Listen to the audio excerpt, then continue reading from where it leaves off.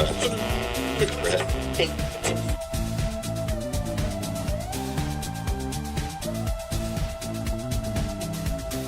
It's Illinois in Focus Daily. Good morning and Happy New Year. On this Friday, Greg Bishop here from a remote location as I prepare to cover the Illinois General Assembly for their lame duck session starting Saturday. So I'll be in Saturday and Sunday, and definitely stay posted to thecentersquare.com, get the newsletter, and you'll get updated as to what happens during lame duck session. That's going to be our focus today. A couple of segments looking at lame duck session. One, looking at the goals and aspirations of several legislators and what they hope to accomplish for the final days of the 103rd General Assembly. But we also got to delve into the questions of, is gun control going to be brought up? So stay tuned. It's all right here with Illinois in Focus Daily. Want to remind you, get this podcast anywhere you get podcasts. Just search Illinois in Focus. Also get that newsletter at thecentersquare.com. You can get the Illinois newsletter. You can also get the national headlines from our team out in Washington, D.C. So it's all at thecentersquare.com. And like, subscribe, and hit that notification bell with America's Talking Network to wake up with us each and every weekday morning after the holiday here. It's back into full swing with Illinois in Focus Daily.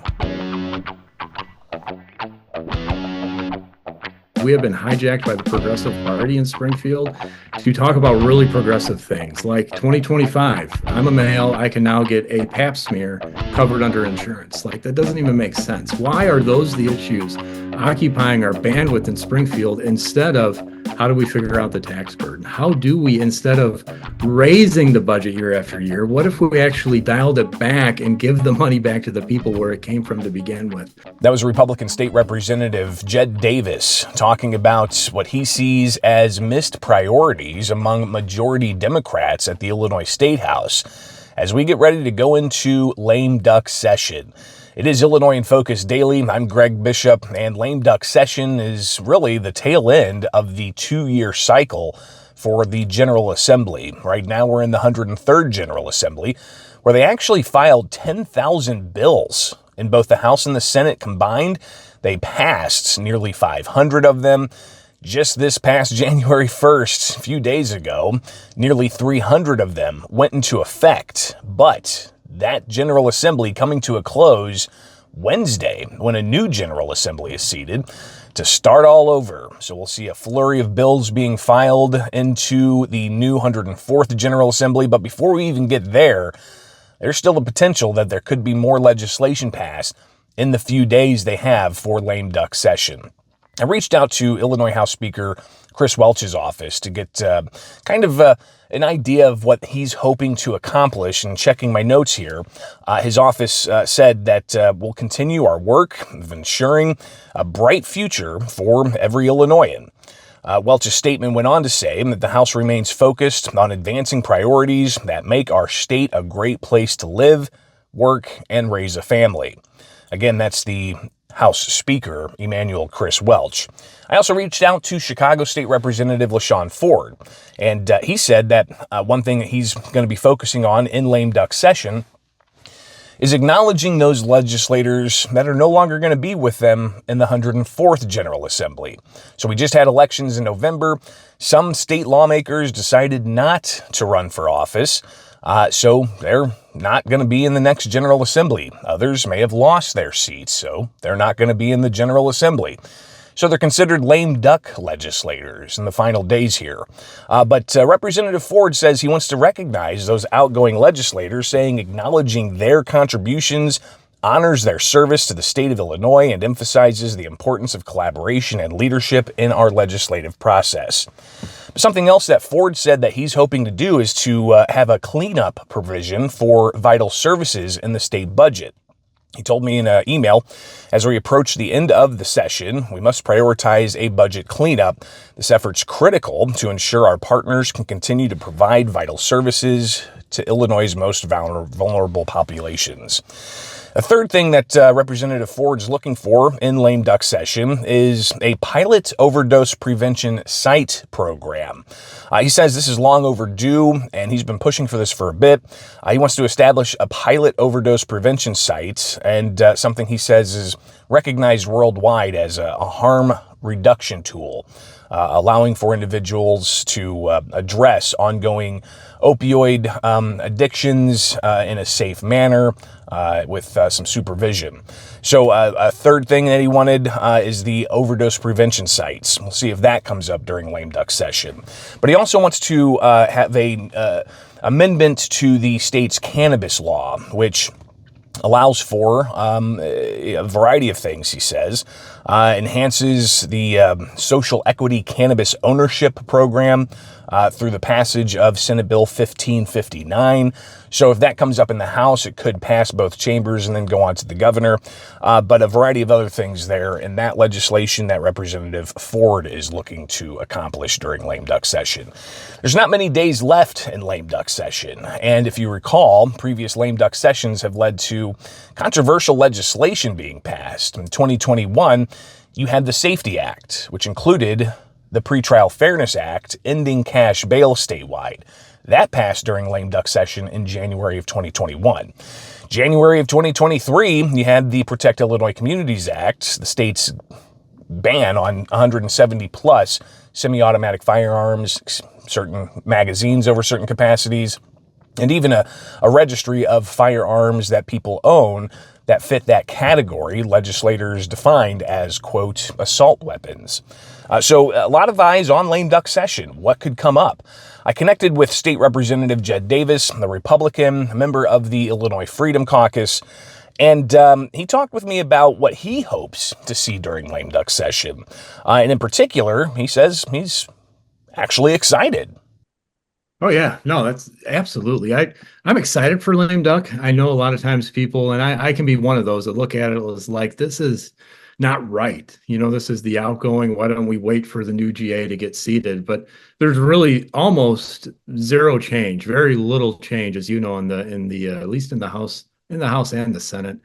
So I'm like, let's roll up our sleeves and get to work. We've got a lot of work to do. We've got looming budget deficits. We've got families that are struggling to put food on tables. I mean, this inflation is out of control, but I sadly don't think we're going to hit any of that. But we need to find a way to get money back into the checkbooks, the pocketbooks of working families here in Illinois. And those are the discussions that I am desperately asking the majority party to have during lame duck. I'm just not hopeful we'll have them. But among the things that Davis said he wants to focus on is taxes, ensuring that they can find some kind of tax reductions for working class families. Yeah, I mean, we're one of the highest tax burdens in the nation. Our income tax isn't all that out of control, but when you look at it cumulatively, from an income tax to the property tax to the sales tax, those three, that trifecta that is burdening families, adds up to a substantial tax burden. And I almost hate that word. It really is a cost of living burden. This is what is ultimately eroding your paycheck month after month, not giving you the disposable income to enjoy things like going to the movies and going out for dinners on New Year's Eves that we were just talking about. And all of that stuff is getting missed. So if we can, we just need to minimize that burden that we're placing on families through tax relief. The gas tax, let's suspend that for a season. Let's lower it back to rates that it was before we doubled it years ago in the budget proposal. There are states that don't even have an income tax, Florida and Texas. If they can figure it out, why can't we figure it out? Let's look to them as an example. Now, Republicans have been pushing for economic reforms for the 10 years I've been covering the state house, and I'm sure well beyond that, but they're in the super minority. The state continues to be upside down economically compared to other states across the country and our neighbors. Yeah, no, we are for sure. We are upside down. In fact, man, you go all the way back to even some of the gubernatorial races. I think of Dan Proft, his logo was an upside down state capitol. And I appreciated that logo, regardless of the candidacy, because I thought that was spot on. But yeah, we need to bring that other side of the aisle. Hopefully this last election was a little bit of a wake-up call, because we have been hijacked by the Progressive Party in Springfield to talk about really progressive things like 2025. I'm a male. I can now get a pap smear covered under insurance. Like, that doesn't even make sense. Why are those the issues occupying our bandwidth in Springfield instead of how do we figure out the tax burden? How do we, instead of raising the budget year after year? What if we actually dialed it back and give the money back to the people where it came from to begin with? Those are the conversations we need to have. And hopefully those election cycles, this last one, presidential, is a wake-up call. Like, wow, the nation has resonated with this. The gap even closed in Illinois. What should that mean for us politically in Springfield, especially with the midterms just around the corner? Now, a big question, of course, among Republicans is, will Democrats come around to see things their way, that there need to be fewer taxes, fewer regulations, and to spur on economic growth, to have the government take a back seat from driving the train? I wish. You know, Springfield is it just sucks. I don't even know if that's the word that I should use, but we are not addressing the relevant issues of what I believe is the electorate of Illinois. And that is issues like cost of living. That is issues like crime and safety. You look at those attacks in New Orleans last night, and then you've got this crazy Cybertruck explosion, I believe, out in Las Vegas today. These issues aren't being addressed. Instead, we're doubling down on gun control. During lame duck is the only thing I've even heard of that coming out of the mouth when we're already one of the most restrictive states in the nation. So why are we having the issues that the electorate, the progressive branch, has hijacked Springfield, and we're not talking about things that are representative of the entire electorate of Illinois, such as school choice? People want the freedom of school choice because it just opens up economic opportunity, provides a competitive market now where people are going to have to get competitive in the school district world, and all of the boats will rise on the educational level. But we're just not having those discussions. We're like the only state in the nation that is restricting choice instead of allowing families to choose the right path for their children. Something else that State Representative Jed Davis shared with me as part of his priorities is dealing with energy. In particular, the state's going to be, just in a handful of years, looking at closing down coal-fired power plants as part of Governor J.B. Pritzker's push to have more so-called renewable or green energy in place. But obviously, that's going to put pressure on the state's energy infrastructure. Davis said that needs to be addressed. Yeah, we're prematurely hamstringing energy in Illinois. And then that burden is placed on people like you and me in our energy bills month after month, which quickly add up into, again, the cost of living. I was doing some quick math. This is a fascinating subject. So if we want to get rid of coal in Illinois and bring about just solar energy to replace that, you need 250 to 400,000 acres of solar fields under the current technology that is provided through the use of solar panels. 250 to 400,000 acres of farmland that equivalently feeds 2 to 3.5 million people annually. You're removing that food off the shelves. There is like, I don't know the number, but it's like 10 to 12 states that have a population under 2 million. So we're literally talking about feeding entire states in the nation by trying to get rid of coal and prematurely push green energy. Nobody's against green energy. I'm all for it.